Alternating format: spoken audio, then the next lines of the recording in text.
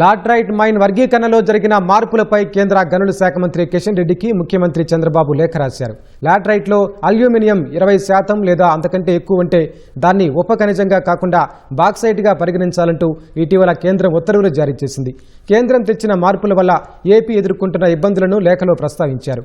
కేంద్రం నిర్ణయం వల్ల ఏపీలో గనుల లీజు ప్రక్రియలో స్తంభించిపోయిందని వెల్లడించారు. కొత్త నిబంధనలతో గతంలో మైనర్ మినరల్ కింద ప్రాసెస్ చేసిన 402 గనుల లీజు దరఖాస్తులను రాష్ట్ర ప్రభుత్వం తాత్కాలికంగా హోల్డులో పెట్టిందని కేంద్రం దృష్టికి తీసుకెళ్లారు. నిలిచిపోయిన వాటిలో 19 లెటర్ ఆఫ్ ఇంటెంట్ దరఖాస్తులు, 113 ప్రభుత్వ భూముల దరఖాస్తులు, 255 అటవీ భూముల దరఖాస్తులు, 15 పట్టా భూముల దరఖాస్తులు ఉన్నాయని సీఎం వివరించారు. పాత నిబంధనల మేరకు అప్లికేషన్ ఫీజులు, భూముల కొనుగోళ్లు, అటవీ అనుమతుల కోసం వందలాది మంది దరఖాస్తుదారులు కోట్లాది రూపాయలు ఖర్చు చేశారని లేఖలో ప్రస్తావించారు. గతంలో మైకా, క్వార్ట్జ్, ఫెల్డ్స్పార్, బార్సైట్ ఖనిజాలను మైనర్ నుంచి మేజర్ ఖనిజాలుగా మార్చినప్పుడు కేంద్రం సేవింగ్ క్లాజ్ ఇచ్చిందని లేఖలో గుర్తు చేశారు. ఇప్పుడు అదే తరహాలో లాట్రైట్కు సేవింగ్ క్లాజ్ ఇవ్వాలని కోరారు.